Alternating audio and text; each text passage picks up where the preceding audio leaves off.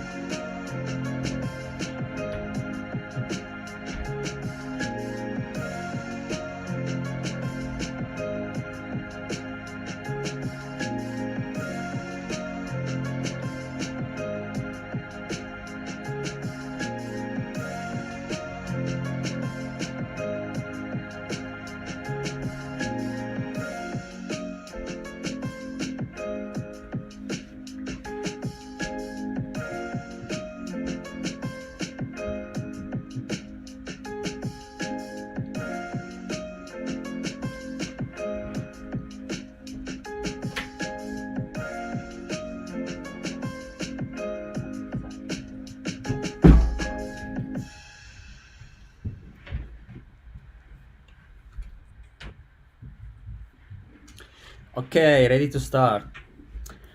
Hello everyone, and welcome to another exciting webinar on Google Play policies. My name is Valentino, and I'm part of Google Play based in London. So today, as usual, I'm going to give you a brief overview about the most recent updates released to our existing Google Play policies.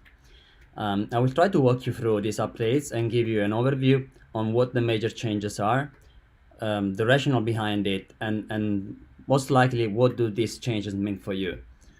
I will as well try whenever possible to refer to a few examples just to make sure that you have a good way to better understand how these policies will apply. Now, before we jump to the webinar content, let me remind you one more time that it's really important that you consistently keep yourself up to date with all the latest policies, so you can avoid potential disruption to any of your apps and games because of unexpected violations.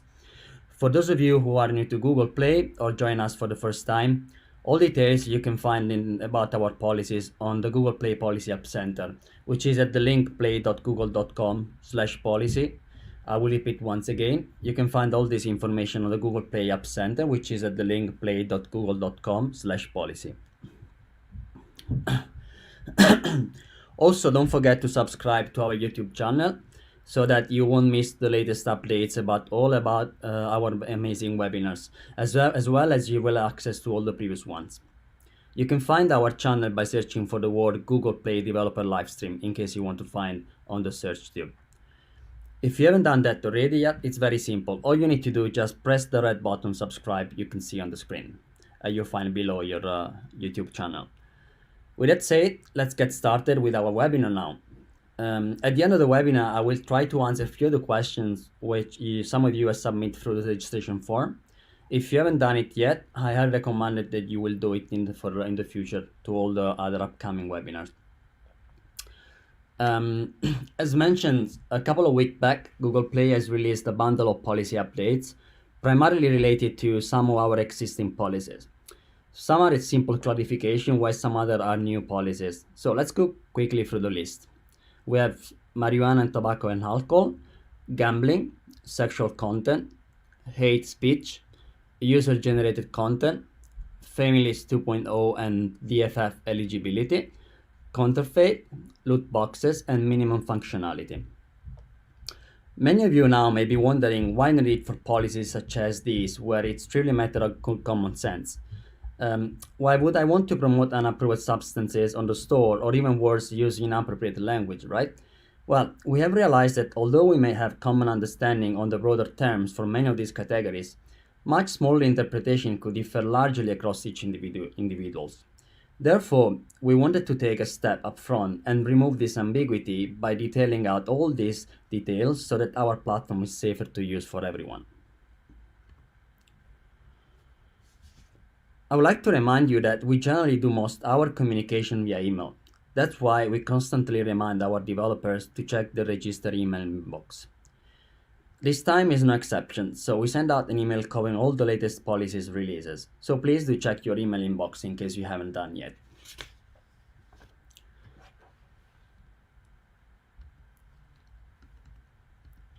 So now let's take a moment to check more in detail what exactly has been introduced with this policy bundle.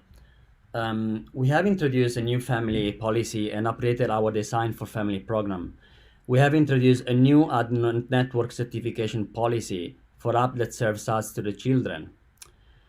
And then we've updated our inappropriate content policies to clarify our existing sexual content and hate speech policies, and introduced a new one again about marijuana, tobacco, and alcohol. We have updated our payments policy to introduce requirements to disclose odds for loot boxes. We have updated our gambling policy with additional examples. We have clarified our user-generated content policy to explicitly prohibit monetization features that encourage objectionable behavior by users. We have updated our minimum functionality policy to ensure that apps on our platform are designed in a stable, engaging, and responsive way that satisfies all functionality requirements. And finally, we have updated our intellectual property policy to prohibit the sale of counterfeit goods within an app.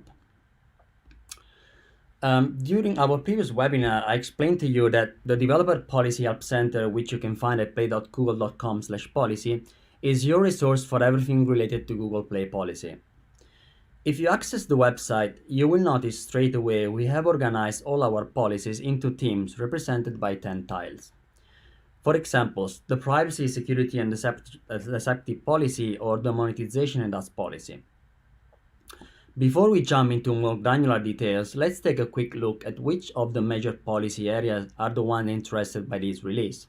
There are 5 of them: restricted contents, monetization and ads, families and COPPA, intellectual property, and spam and minimum functionality. We're gonna start looking at the first one, which is restricted content. On this slide, we have listed all the sub-policies which have been affected by this bundle of updates. We have released an update with our inappropriate content policies to introduce new policies for marijuana, tobacco, and alcohol, and also to clarify our existing policies on sexual contents and hate speech. We have updated the existing gambling policy with few additional examples to add more clarity around this very sensitive theme. Last but not least, we have shared an update to the existing user-generated content policy to explicitly prohibit monetization features that encourage objectionable behavior by users. Let's check these updates together more in detail, starting with inappropriate content. So under the new marijuana policy, Google Play does not allow apps that facilitate the sale of marijuana or marijuana products, regardless of legality. This means that even if certain substances may be legal under specific circumstances or may be certified in some countries, doesn't necessarily mean that they are allowed within the Play Store. Therefore, it's extremely important that you familiarize with this policy accurately.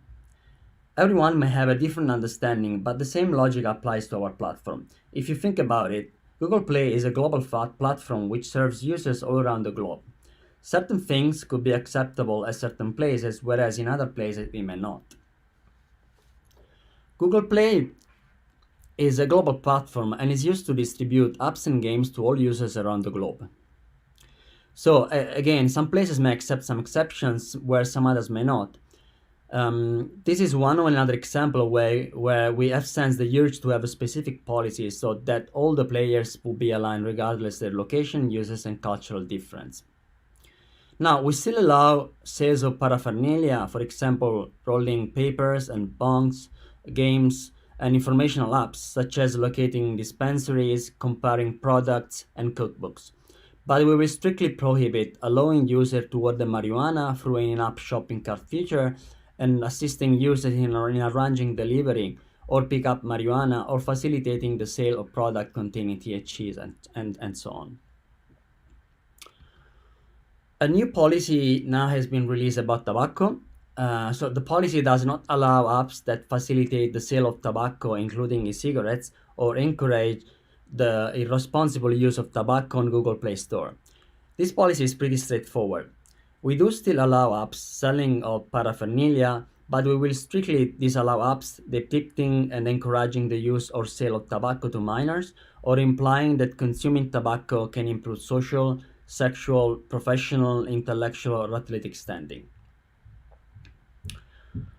We also have introduced a new policy about alcohol. Within these regards, we do allow apps facilitating the sale and or delivery of alcohol. However, similar to the previous policy for tobacco, we strictly do not allow apps depicting and encouraging the use or sale of alcohols to minors. We do not as well allow apps implying that consuming alcohol can improve social, sexual, professional, intellectual, or athletic standing, or portraying excessive drinking favorably, including the favorable portrayal of excessing binge and competition drinking.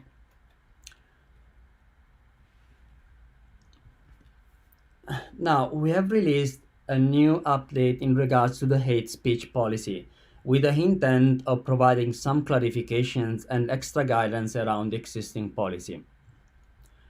To that purpose, we have added 3 examples of common violations.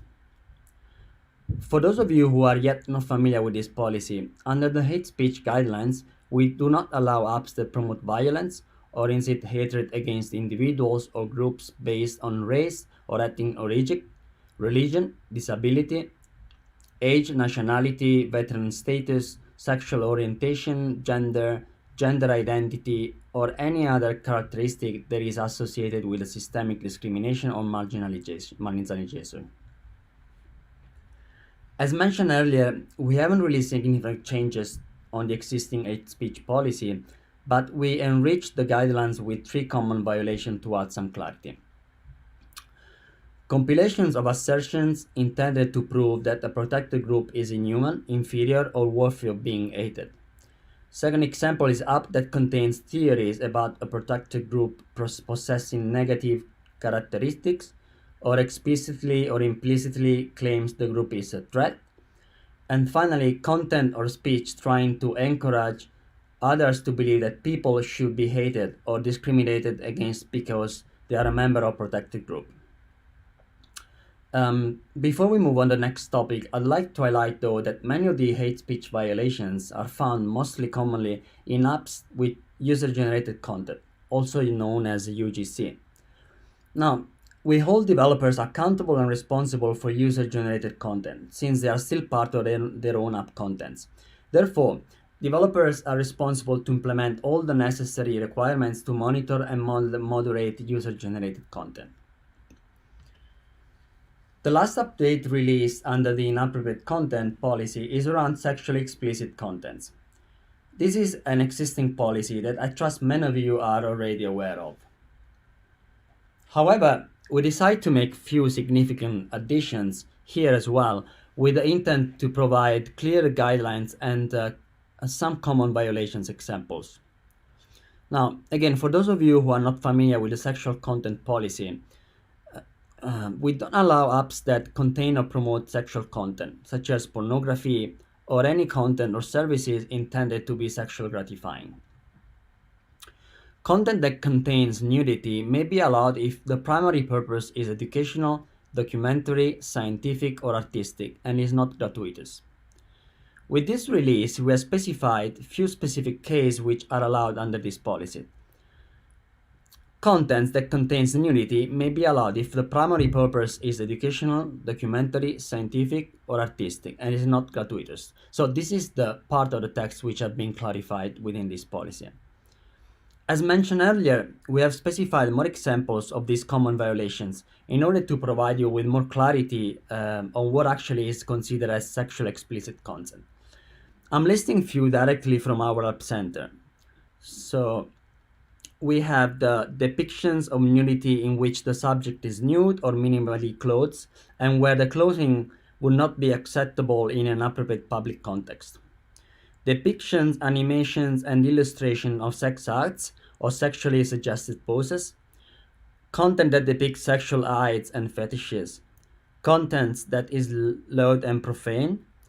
Content that depicts, describes, and encourages bestiality. Apps that promote sexual-related entertainment, escort services, or other services that may be interpreted as providing sexual acts in exchange of compensation. These, once again, are all examples of disallowed sexually explicit content. Now, we have released an update to our existing policy on gambling, as I was mentioning earlier. We only made some minor edits to the guidelines so that the policy could be more clear and accurate to all of you. Again, to those of you who are not familiar with the gambling policy, we used to only mention about disallowing or offering prices of cash and just other value. But through this update, we specified prohibition of offering of prices of real world value, which could be equivalent to any consumer electronic goods, motorcycle, and so on. I'd also like to reinforce that we only allow gambling apps to be distributed in countries such as UK, Ireland, and France. In all other countries, we do not allow apps facilitating online gambling, casinos, sport betting, lotteries, and any game or skills that offer prize of cash or other real world value.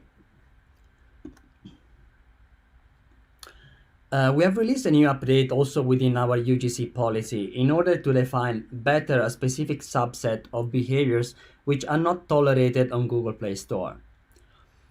Any apps that contains or feature UGC, together with the existing requirements in place that need to be met for compliance, must also provide safeguards to prevent in-app monetization from encouraging objectionable user behavior.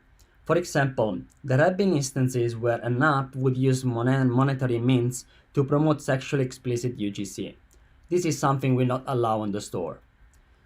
If your apps are only enabling monetization schemes in open forums, they will be fine with this policy.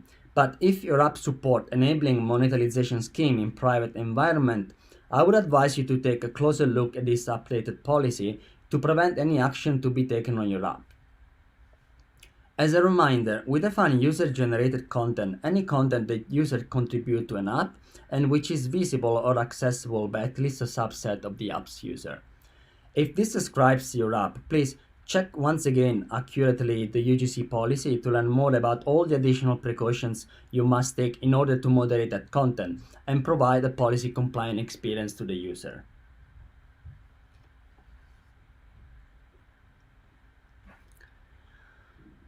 Now, the next update has been released under the monetization and ads policy. We have added a new requirement for the payments of policies related to loot boxes. This one is pretty straightforward and simple. All apps and games offering mechanisms to receive randomized virtual items from a purchase, also known as loot boxes, must clearly disclose that the odds of receiving those items in advance of purchase. So, if you include loot boxes in your games, but still do not have the odds disclosed, I really encourage you to make these changes as soon as possible to avoid any future disruption to your app or game. Now, this is the most critical release we had in this policy bundle. And so it has been the introduction of new policies on families and some significant changes released for the existing Decide for Family program. We have also added a completely new ad networking certification policy related to those apps serving ads to the children. Now, before we jump into the details, I'd like to share with you some more context about why we have put so much effort with this particular release. The use of technology as a tool for enriching families' lives continue to grow, and parents are looking for a safe, high-quality content to share with their children. Now, you may be designing your app specifically for children, or your app may just attract their attention. So Google Play wants to help you make sure your app is safe for all users, including families. We have consistently been reaching out to all of you to gather insights, feedback, concerns, so that we could all build together towards this vision. The result of this effort led to the evolution of our existing policies around families, which we are really proud to announce finally with this new bundle. We really want to ensure that apps for children have appropriate contents, show suitable ads, and handle personal identifiable information correctly, as well as they are also meant to minimize the risk that any apps not intended for children could unintentionally attract them. So this is indeed a critical update. Therefore, I'd recommend all of you to pay a lot of attention on the next couple of slides or so. The first update you need to be aware of within this new policy is that Play reserves the right to determine whether your app is appealing to children and whether your app needs to comply with additional policies that are relevant for children. Now, what it means. As a part of the new policy, all developers must complete the new target audience and content section of the Google Play console. All developers and apps on Google Play must do so, regardless the nature of the apps they are distributing. In the target audience and content section on the Google Play console, you must indicate the target audience of your app prior to publishing by selecting from the list of age groups provided. Now, regardless of what you identify in the Google Play console, if you choose to include imagery and terminology in your app that could be considered targeting children, this may impact Google Play's assessment of your declared target audience. If you select a target audience that only includes adults, for example, but Google determines that this is inaccurate because your app is targeting both children and adults, you will have the option to make clear to the user that your app is not targeting children by agreeing to carry a warning label. You should only select age groups that includes both adults and children if you truly have designed your app for all ages. So if children are part of your target audience, you must meet some specific requirements in relation to your app contents and collection use of personally identifiable information. All of this is all listed in our Help Center page. If children are not part of your target audience, you should make sure your app does not unintentionally appeal to them. Now, we will double check your app marketing to assess whether your app is appealing to children or not, and if required, we will ask you to abide to few additional appropriate requirements. The majority of developers do not include children in their audience. Therefore, the step to complete the new content section on the Play console should be relatively quick to complete. There will be a few additional follow-up questions in case children are instead included in your target. Finally, Google Play reserves the right to conduct its own review of the app information that you provide to determine whether the target audience that you disclose is accurate.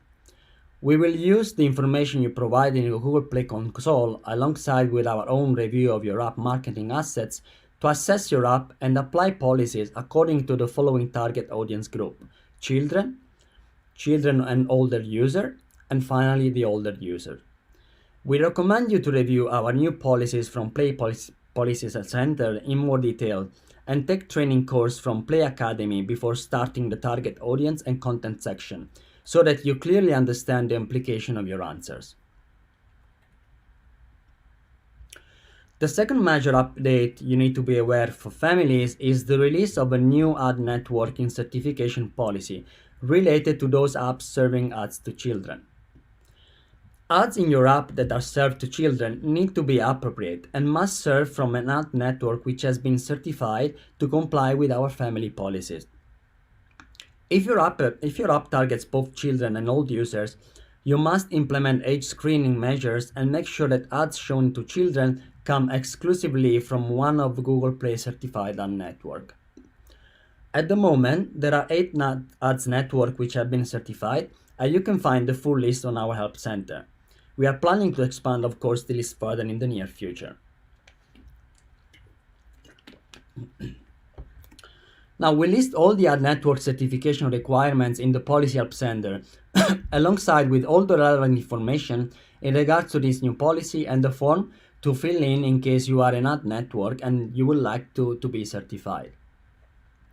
These changes as per today are effective and subject to all developers distributing apps on the store. If your app is already live, we will give you enough time to make sure all the appropriate adjustments are completed where and if required. All new apps must comply with this policy by September 1st, 2019. All developers must fill in for all their apps the new target audience section in the console and comply with the new updated policy by then. So make sure you check our Policy Help Center and read all relevant information thoroughly. So we concluded the section about family and we go to the next one, which is about spam and minimum functionality. So the next update has been released specifically to the minimum functionality. We have added new examples and guidelines within the minimum functionality sub-policy in order to provide additional clarity on how this policy may or may not apply to your apps. To comply with these new requirements, make sure your app and games provide a stable, engaging, and responsive user experience. Now, what does that mean? If your apps are designed with no functionality or no specific purpose, we will review them against this policy and we might have to take actions.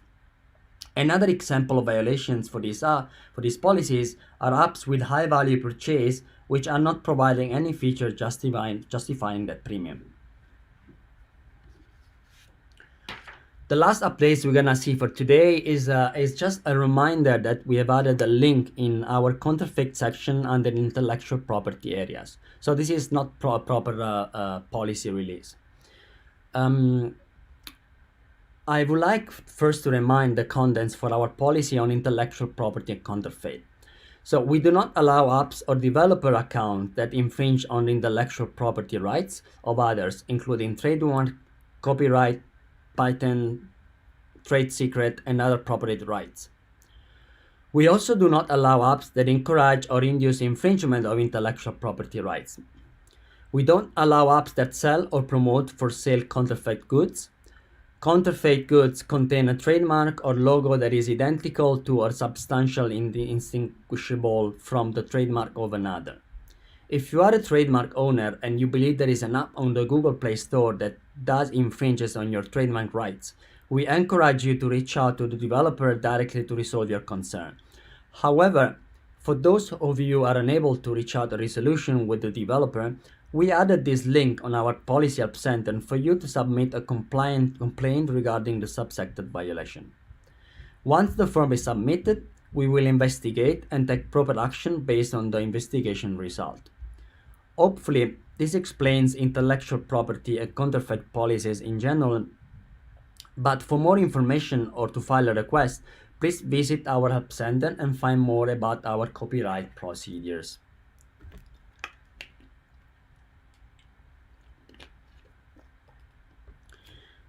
Now, with this, we have covered pretty much all the contents of the webinar. I hope you have found this very useful, and I'm going to share with you some resources which you can consult in case you are interested in knowing more details about our Google Play policy, or you are interested in get in touch with us. But before I do, I'd just like to remind you quickly to subscribe to our YouTube channel so you won't miss the latest updates about our amazing webinars. Just press on the red button, subscribe below. All details about our Google Play policies can be found on the Google Play Policy Help Center, which you can find at the link play.google.com/policy. This is the first place I will highly recommend to go to those of you who have very limited knowledge about all our policy. Finally, check out for a Play Academy online course. We have a new one now just for families. I already recommended to you to go through this course before you engage in filling in the content section of Play Console in regards to family release. This is extremely useful. You can find other courses not only around policy, but also around how to build better apps for success and how to use Play Console better. This materials is really helpful, so I highly encourage all of you to take all courses available from playacademy.exceedlms.com. These are our social media channels and help centers where you can directly reach out to our support team if you have any questions. You can do that using different options, either through the Play Console App Center using the link play.google.com/developerhelp or through our Twitter or Facebook channels.